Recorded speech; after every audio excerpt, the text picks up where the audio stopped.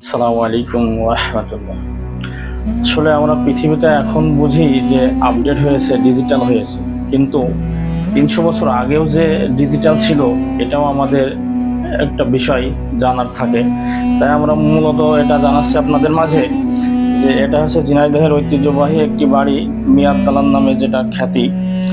এটা দেখেন যে সরাসরি একবারে গেট থেকে এসে একটা পর্দা গেট, ৩০০ বছর আগে এটা ছিল।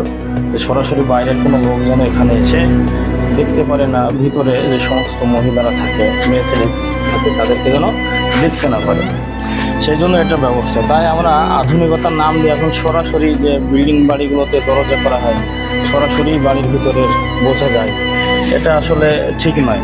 তো মূলত আমরা আধুনিকতা কেমন আধুনিকতায় পৌঁছাইছি আপনারাই ভাবুন, যে প্রকৃত মানের আসলে আধুনিকতায় আমরা এখনো যেতে পারিনি, এ কথাই চূড়ান্ত। আল্লাহ রাব্বুল আলামিন আসলে এগুলো আমাদের বোঝার তৌফিক দান করুক, যে প্রকৃতভাবে যেন আমরা ইসলামের আদর্শে আদর্শিত হয়ে এটা আধুনিকতায় সুন্দরভাবে দিয়ে থাকি।